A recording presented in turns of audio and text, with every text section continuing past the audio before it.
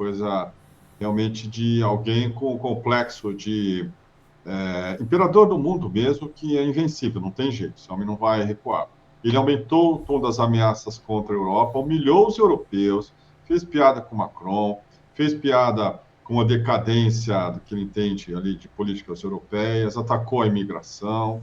Foi assim, o Trump de sempre 2.0, porque ele está agora vitaminado também por essa fome de conquistar o território da Groenlândia.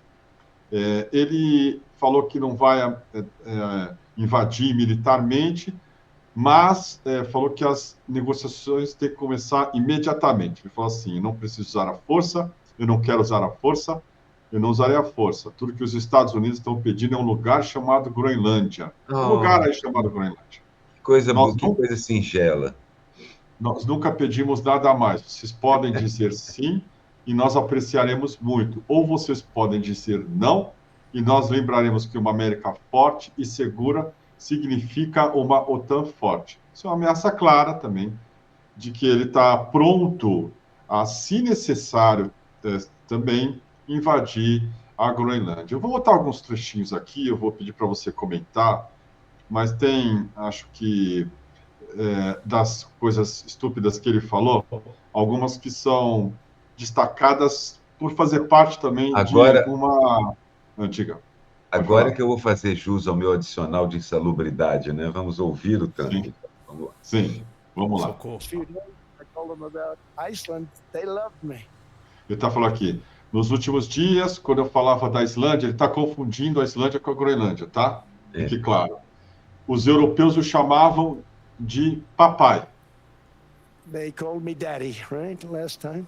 Tá bom, europeu? Então, os europeus chamavam ele de papai. Very smart man said, he's our daddy. Ele é nosso papai. He's running it. I was like running it. I went from running it to being a terrible human being. E agora ele se transformou num ser humano terrível. Mas os europeus o chamavam de papai, Aroeira. Por favor, seus comentários, enquanto eu seleciono. Papai, né? Aquele código para o Sugar Daddy, né? O cara que te. E, ao mesmo tempo, te paga os colares de pérolas e coisas assim, te leva para os jantares, basicamente. É isso que ele vai fazer. Eu imagino o Trump acordando de manhã, ou chegando na Europa, desafivelando o cinto, começando a baixar as calças. Horror, ó, o horror. Como se fosse a ilha de Epstein. É o que ele imagina que a Groenlândia vai ser para ele, né? Aliás, eu vi esse cartoon.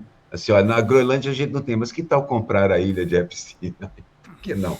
Você quer uma ilha? Tem uma ilha disponível ali, com arquivos, fotos e memórias. Que loucura, né? Um dos motivos para essa acelerada dele também são os arquivos do Epstein, né? Mas diga lá. Eu ia dizer isso mesmo, porque na verdade, assim, ele é movido por impulsos e, vamos dizer, parte do discurso do Trump, desde a época do Aprendiz, desde que ele aparecia fazendo pontas em filmes, virou uma celebridade e tal, ele sempre falou isso. Ele fala uma coisa, digamos, de nível 30, e, na verdade, assim, se ele conseguir 8, 12, 11, 10, pela insistência e pela virulência com que ele avança nas coisas, pela atitude, para ele tá bom. É uma coisa de negócios, do bully dos negócios. Então, assim, quer dizer, o discurso, eu não tiro exatamente pelo valor de face dele. Vamos ver o que ele é realmente. É uma pressão, é isso tudo que você falou, Kiko. Agora, não sei se ele concretiza isso. É um pouco como a Venezuela, porque ele fez aquele raid, provocou uma situação de tensão e aí forçou, na minha opinião, uma negociação com a Venezuela, sem precisar ter passado pelo Congresso americano, que provavelmente colocaria, eu acho, um freio na ideia de guerra, de invadir a Venezuela como um todo. Então, pode ser que a Groenlândia seja algo do tipo. Eu já vi ameaças de até republicanos dizendo que se ele invade a Groenlândia, eles votariam o impeachment dele. Republicanos dizendo isso. Então, também tem um jogo interno. Então, vamos ver o que isso vale realmente. Vale uma pressão tremenda em cima da Europa e, de certa forma, para o resto do mundo, é uma oportunidade, entre aspas, porque a Rússia, o chanceler russo ontem, não sei qual foi o ministro russo, há 2 dias, Lavrov. disse que. Lavrov falou, basicamente, isso significa um retorno ao mundo da força. Para nós, tudo bem. Por isso que o Laban falou, para nós, tudo bem. Temos a força necessária.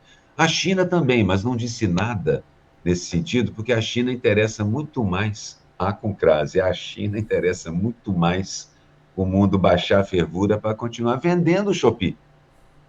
Vendendo aquele montão de coisas que eles produzem, que é muito melhor do que o Ocidente produz, mais barato, e realmente realiza sonhos, entre aspas, de consumo. Bom, posso até discutir isso depois, mas basicamente a China, então todo mundo observando esse maluco agindo, mas acho que a maior parte das pessoas que tem juízo percebe que ele tem uma percentagem do que ele fala é realmente o que vai acontecer.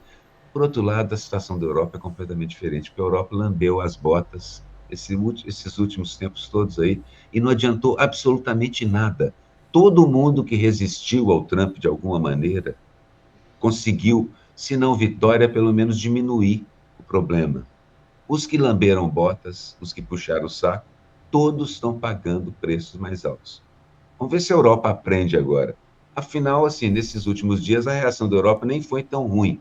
Eu vi gente falando que foi pífia, foi um pouco devagar demais, mas foi a primeira vez que ela reage em muito, muito tempo.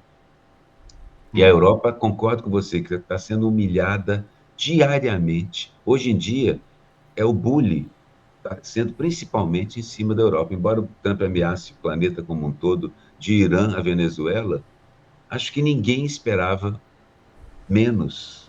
Quer dizer, ninguém esperava isso na Europa. Ninguém esperava tanta explicitude, eu não consegui achar uma palavra melhor. O cara simplesmente tirou a roupa em público lá em Davos. Eu sou assim mesmo. Aqui, chupa que é laranja, aquele negócio, aquela coisa toda. É isso aí, chupa que é laranja. Poxa vida. Absurdo, mas eu não acho que seja isso tudo. É um pouco menos do que isso, mas não muito menos, não. Não, muito menos. Vamos lá, mais Yes, dele. he's here. Hello, Mark.